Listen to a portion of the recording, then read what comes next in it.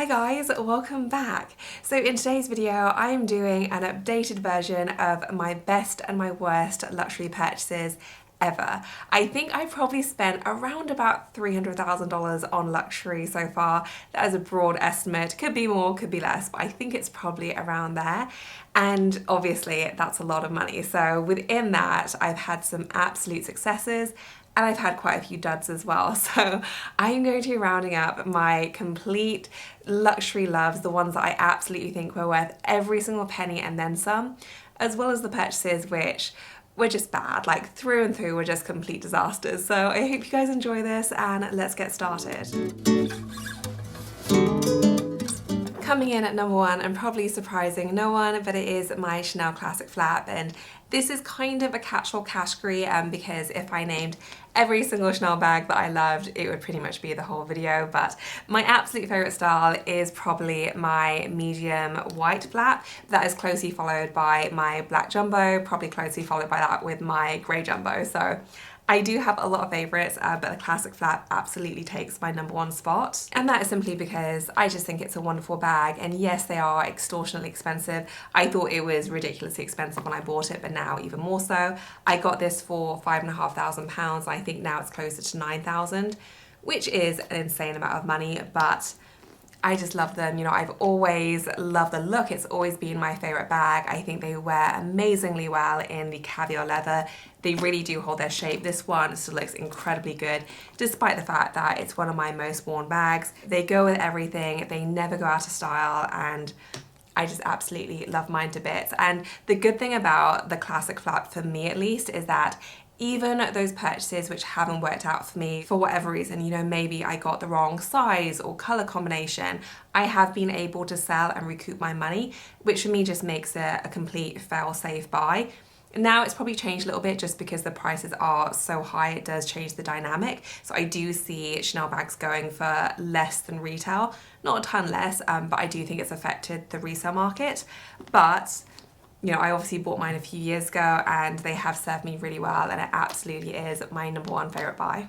Coming in at number two is my Saint Laurent Loulou bag, and this bag has been such a steady presence in my bag collection, and I think it's fantastic. I think it has maintained its value and its classic nature unbelievably well, especially at, and I don't want to say lower end of the market because it really isn't, but when a lot of the kind of classic bags that people think of are in the, you know, Chanel and Hermes price range, it's really nice to have a very classic option that is a bit more reasonably priced. You know, I think this one retails now for £1,900, which by no means is a cheap bag. It's still a very high-end, very luxurious bag, but it's not quite as out of reach as, you know, a Chanel Classic Flap for £9,000. And I just think it's a wonderful style. And I would say between this one and the Loulou Puffer, I've definitely had like a more of an intense love affair with the Loulou Puffer line, but this one has been kind of like the slow and steady one, and it's the one I reach for increasingly more.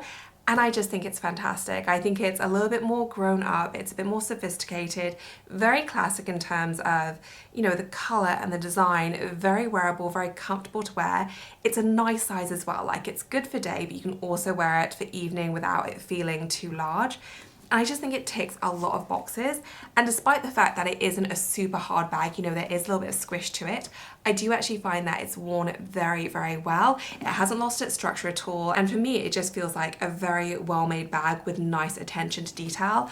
I love the YSL logo and the fact they've kept it very standard and consistent even through, you know, the name changes of the brand. Obviously they used to be Yves Saint Laurent and now they're just Saint Laurent. I think it's super smart to keep that really standard.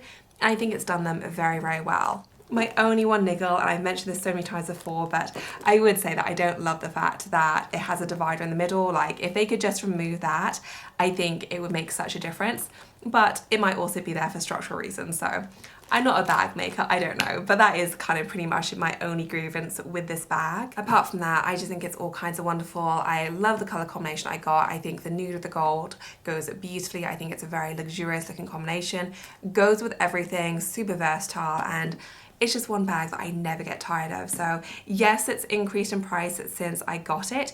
It's still under the £2,000 mark though, and I do think, especially in today's luxury market where so many new seasonal styles I'm seeing coming in at the £3,000 or £4,000 mark for really untested styles from brands which don't have a good history of super classic bags, I think this is actually a bit of a shining star and I absolutely love mine. Next up is my Louis Vuitton Capucines bag, and I have documented my love for this bag quite a lot on this channel since getting it. I got it I think maybe 15 months ago, something like that. It wasn't last Christmas, but the Christmas before that I got it. I did get it pre-loved. I would never pay full price for this bag, knowing what I know now, which is that one, even though it's a very classic bag, it doesn't have particularly good resale value. And it's also fully possible to get a really, really nice one for not that much money compared to the retail price, which I think is around £5,500, something like that. A lot of money for sure. Whereas this I got for £1,800. It wasn't perfect by all means. It had like a little bit of denting around the front there. It hasn't gone worse, thank goodness. But apart from that, it was in pretty pristine condition. Considering I got it for less than half price, I feel like I got a bargain. And I've worn this bag to death. Like, I absolutely love it. I think it's such an elegant ladylike style. Like, I feel more ladylike when I'm wearing it. I get a lot of joy and use out of it. I team it with all kinds of outfits. It looks good with the strap. It looks good just handheld. You can actually fit a surprising amount inside as well. Considering it looks like quite a small bag, actually there's a decent amount of room there. I like the fact that you have the option to hide the LV logo if you want to as well, or you can just tuck it in super neatly. And I just think it's a stunning bag. You know, it feels like a very robust, sturdy style. And I have seen pre-loved ones which really do look worse to wear, but I have taken care of mine. I think if you do take care of it, then it can still look very good, even with a lot of use. And I have used this bag a lot. And I just think it's fantastic. So certainly at the price I paid, one of my best ever luxury buys. Like, I've more than gotten my money's worth, and I just think it's gorgeous, very classic, very timeless, and if you are interested in getting it pre-loved, I do think you can get them for really good prices. Next up is my Gucci wallet on a chain, and I have had this for so long. I was trying to think exactly when I got it, but I want to say it's maybe 6 or 7 years old. It is still going so incredibly strong, and I think it's such a fantastic choice for a wallet on chain. It's certainly not the most expensive one out there. By no means is it cheap, but especially when you compare it to Chanel's wallet on chains, like, it's much better price than that. And I think it's such a great and cleverly designed little bag. I'm not sure whether they do this exact one anymore. I think they might have changed the Gucci logo to be like the Gucci stamp, which is still very cute, but I believe it's the same design. You just open up like so, and then you do have the removable chain. So you can treat it as like a proper clutch or wallet. You can also wear it as a crossbody or on the shoulder. It's a very nice chain. It's quite a lightweight bag, but you are getting full leather all the way throughout. You have all the different compartments, and you also have a mirror right down the top, which I have waxed lyrical about before, but I truly think is such a genius design. It completely eliminates the need for a whole compact, which when you're dealing with this little space, you know, every single item that you can do without is a huge bonus for me. I love the fact that there's a mirror. You know, you're out to dinner, you're worried you have something in your teeth, you don't want to go to the bathroom to check. You just open your bag, you have a quick check, and you are good to go. Like, it is so, so good. I feel like every single wallet on chain should have this.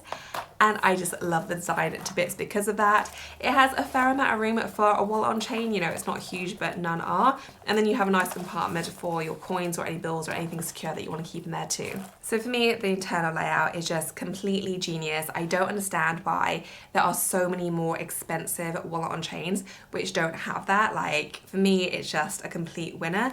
The grain leather is exceptionally hard wearing. I've spilled all manner of things on this. It's a go-to for me to take on holiday because I do find it so versatile.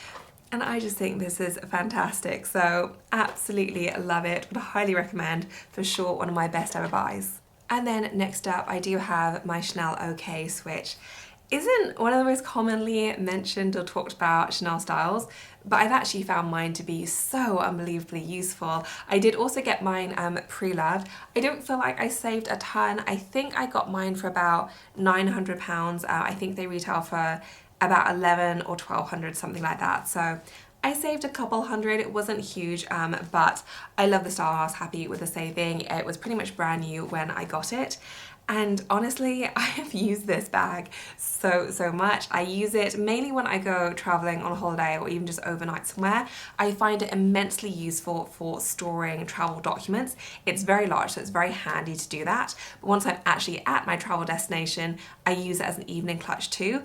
I love the fact that it does double duty. I don't have to pack a whole extra item, and it's just been so unbelievably useful. I did get mine in the caviar leather, which always helps in terms of durability, but despite that, it's a soft caviar, so like it's very flexible and bendy, so it's quite nice to feel. It doesn't feel overly stiff or structured, especially if you want to tuck it under your arm. Like, it's quite a nice clutch style to carry. It's actually very roomy, like it's very flat, but because it's so tall, you can fit a decent amount of items inside. You have one internal zip pocket in the inside as well, and then you have a little slip pocket on the back too.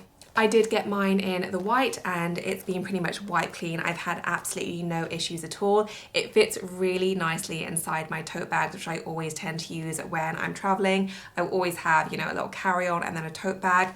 I just pop this in, and it's just so easy access. Because it's so large, it's really easy to spot. It's very visible, and I just think it's wonderful. So if you also, you know, travel a little bit and you want a nice way to organize things and you like to minimize what you pack, I would definitely recommend looking into something like this. It's been so useful, and it's really surprised me in just how much use I've gotten out of it, but 100% one of my best buys. And then last but not least, my best buys, I have my Louis Vuitton Neverfull. Probably not a surprise to anyone at all. And to be honest, I was debating whether to include this one or my Chloe Woody tote, which is also such a firm favourite for me. And I only wanted to include one larger tote bag. I edged towards this simply because I tend to mostly use my Chloe Woody tote for travel now. I don't travel all the time, obviously. So this one makes the cut simply by virtue of being a bag I use pretty much every week, even in winter, which I know some people think is a major no-no. I don't care. Like, I'm not always bothered to change out my tote bags and my everyday running bag, so I kind of use this all year round, and I think it's great. I'm not going to show you the inside just because it's embarrassingly bad. I'm going to try and take out all like the junk that Leo throws in here, but I've got everything from reusable tote bags to paperwork. I have flooring planned because my mum's moving house and we're figuring out her carpet. I have wet wipes in here. I have my daily purse, which is my Louis Vuitton zippy wallet, just like everything. I have some of Dan's things in here, a lot of Leo's things. Everyone just shoves everything in here, and it does wonderfully. It's very comfortable. I think it's very timeless. I love the combination. I love the pink lining. I love everything about it. And it was a wonderful buy, and I just never get tired of my Neverfulls. And now on to my very worst luxury purchases of all time. And I've not taken the approach here of, you know, mentioning every bag I've ever sold, because to be honest, some bags are just absolutely fine and I just don't love them as much as my other styles, and I part ways with them, not a big deal. So I try to only include pieces which I just really regret buying, that, you know, I haven't worked out, I don't think are useful, were bad with wear and tear, or had some other issue which just made me fundamentally disappointed in the purchase. So that's my criteria. First up is my Louis Vuitton passport holder. And to be honest, there's nothing actually wrong with this particular passport holder. I actually think it's a very beautiful passport holder. I think my issue is more with the category of passport holders in general. I never actually had like a cheaper one before this, so I went straight from not having a passport cover to having this one. I didn't realise that they are like pretty much completely useless, because anytime you actually need to handle your passport, you're not allowed to have it in the passport cover. So you have to take it out of the passport cover, which means this is just an additional thing that you have to carry. And I don't know if you're like me, but whenever I travel, I have a lot of stuff I have to carry. You know, I always have my hand luggage, I have a tote bag. Now that I have Leo, I have his stuff, I often have him. My hands are full. I don't want an additional thing to carry that doesn't serve any purpose, which is essentially what this is. So for that reason, it's pretty much pointless, as are all passport holders. Again, it's not specific to this one. I think it irks me a bit more because obviously it's quite expensive. I was all excited about getting married, so I got it done with my married initials. And yeah, it's just been like totally pointless. So it's a nice item to have, I guess, but you know, it's just not one of those things that is an essential luxury item for me. It was pretty much a waste of money. The only redeemable thing I would say is that I like the fact that there are little card slots here, which means I have my Heathrow rewards card, which is a rewards card for the airport. So you can collect points, and if I didn't have those slots, I don't think I would ever collect any points because I'd never remember it. But that's it. That's where the redeemable qualities lie. It's just not one of those essential things, and yeah, I really kind of regret buying this. Next up is probably kind of carrying on the theme of nothing actually wrong with the item, but the category itself isn't for me. My Cartier watch. So I got this for my birthday, I want to say 2 years ago maybe, and I wanted to invest in a really nice fancy watch because honestly, I thought that was something that was missing from my luxury collection. And I wasn't really a watch wearer before that, but I thought, honest to God, I thought that this would transform me into a watch wearer. And shockingly, it hasn't. Like, I just don't particularly like wearing watches. I go through phases of wearing my Apple Watch, but I'm just not someone who's super into watches. Like, my brother loves watches, my mum, she has a beautiful Rolex that she really enjoys, but she also, when she's not wearing that, wears a daily watch anyway. And I've never been that person. I find them quite irritating to wear. I never even think to actually put mine on. I thought that might change if I got one that I really loved the look of and I was excited to wear. And it hasn't. Like, I remember to wear the piece of jewellery which I'm really excited about. You know, I always wear my wedding and engagement rings, and I wear my Cartier Jewel and Clue bracelet and whatever other jewellery I'm thinking of at the time. And I just don't remember to wear this watch. So I have worn this like literally a handful of times. It mostly just sits in the box. It is a Cartier style. I got the mini one because I don't really like kind of chunky watches. But even though I think it looks really quite nice when I put it on, it was just like a complete waste of money. Like, I have not even begun to get my money's worth out of this. And lesson learned, like, if you don't like an individual item before, having a fancy version probably isn't going to magically change that. So really kind of an embarrassing purchase, but a complete and utter dud for me. My next luxury fail is kind of more of a general category, but it is anything Chanel Lambskin that is larger than a card holder. And I have my card holder here, which I love, and I think one of the biggest benefits of getting lambskin from Chanel is that you get really beautiful, rich colours, which you don't tend to get with the caviar grain leather. I'm not sure if it's something to do with the way they treat it, but usually I find that the nicest colours do appear in the lambskin, and you get some beautiful shades. I think this is such a lovely pop of colour, and I absolutely love it, and I think it's done really well in terms of wear and tear. Pretty much every other style though I've had that's been bigger than this, and I'm talking everything from wallets to classic flaps to seasonal bags. Anytime I've had a lambskin bag, I have lived to regret it. Like, they are just very delicate, and I found that the larger the size of the item in lambskin, the more prone to wear and tear it's gonna be. So my first ever Chanel bag that I got from the boutique was actually a maxi size, which I don't have in my collection anymore. I got that in the lambskin, and I thought it was the most beautiful thing I've ever seen. It was £2,000, if you can believe it, so it was a while ago. I think it was 14 years ago, 15 years ago, something like that. I'd never bought a bag from the boutique before. I just thought it was gorgeous, and it was the main Chanel bag in my collection. I had, I think, 1 or 2 pre-love styles, but that was, you know, my first proper classic Chanel flap. And I wore that bag all the time. Within 2 months, I saw very drastic wear on the corners, and it just devastated me. You know, I'd saved and saved for that bag, and that was just a big lesson to me. So I only consider lambskin items if they are on the smaller side now. I don't have really many lambskin bags in my collection for that reason. Any that I do have, I have gotten pre-loved. I do think that softens the blow a little bit, just because obviously you're not paying quite as much as retail, but I certainly would pretty much never consider, I don't think, getting a brand new lambskin, you know, bag or classic flap from the store. My heart just couldn't take it. Like, yeah, just a complete no for me. So I've learned that lesson the hard way. I made a loss on the bag that I sold, and yeah, for me, just larger lambskin purchases are a big no-no. I just can't take the heartache. Next up is the Louis Vuitton Soft Lockit, which is probably not a style that many people remember, but it was released many years ago around the same time as the Capucines bag. Had a big ad campaign around it, and Michelle Williams fronted it. And I just absolutely love the style. They were talking about how it was their new classic style, as luxury houses often do, often without merit. And I completely fell for the hype. So I bought it, I got it in the Jallet colour, I thought it was gorgeous. This was before I really understood that I don't get along with heavy, primarily top handle tote bags. I did learn that later on, but I didn't get that then. And yeah, it was just not practical at all for me.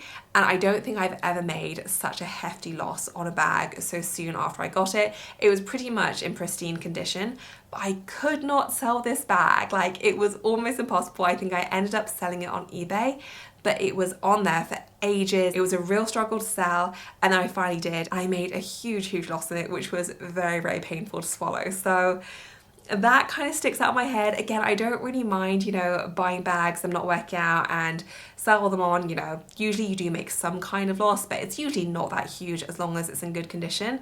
That was a huge loss. So the main lesson for me there was don't believe it when a luxury house tells you it's their new classic bag, because they don't know, they just hope for the best. But yeah, that definitely sticks out as probably my worst ever loss. And then last but not least, I have my Louis Vuitton luggage, which I have used since getting it a total of 1 time, I think. And yeah, it's just not a purchase that's really worked out for me. So I have the roller luggage, it's super cute, and I actually think my thinking wasn't that bad in terms of purchasing it, because you know, I always take a roller suitcase usually with me when I travel. My big concern with having luxury luggage was that I didn't want to check it in and have it be damaged. You know, I don't feel like luggage is particularly well taken care of, but something that you actually carry with you, I think is kind of a different ball game. I was going to selectively use it on the right kind of trips, but I don't kind of really take the right kind of trips to warrant that kind of bag. Most trips I go on, we take Leo. I very rarely travel without Leo. And honestly, when I'm traveling with him, my main concern is him and his comfort, and having something else look after in terms of a luxury piece of luggage isn't really high on my list. So I tend to go for something which is a bit more robust and something that I'm not gonna have to be concerned about. I have a few little cases. I tend to just grab one of those because I just know that it's something that I'm not going to have to worry about. So in terms of actual trips I take without Leo, those are few and far between. I have gone away once or twice, you know, with Dan or with my mum. I took my Louis Vuitton luggage away with me to London, and I did really like it, and I thought it was gorgeous and it's very smooth to roll. It rained though, and it is completely damaged the vachetta on it. So I probably should have got a little rain cover, but it was just like, oh my goodness, it's such an expensive item. It looks great, but not particularly robust. Live in the UK, it rains a lot unfortunately, and it's just one of those purchases which is just kind of misguided. Like, I don't travel enough to warrant something like that. I thought it was going to be a good idea because I thought it was something that was so classic that even though I don't use it every week, it's something that, you know, over time will wear really well, but it doesn't wear really well. I am conscious of that, and I don't want something else to worry about when I'm traveling with a toddler. So yeah, just one of those things. Pretty much Louis Vuitton travel items don't really work out for me, it turns out. Conversely, Dan has a Louis Vuitton key pull that I got him, and he absolutely loves that and uses it all the time. It was such a great buy, and I think it just goes to show different strokes, different folks, but yeah, my purchase was definitely not a successful one. So that wraps up this video, guys. I hope that you enjoyed it. I feel like it was really long. I didn't mean for it to go on this long, but I hope that you enjoyed it anyway. Let me know in the comment section below what your best and your worst ever purchases are. I would love to hear about it. I'm sure other people would as well. If you enjoyed the video, please do give us a thumbs up. And as always, thank you so much for watching. I will see you in my next one. Bye, guys.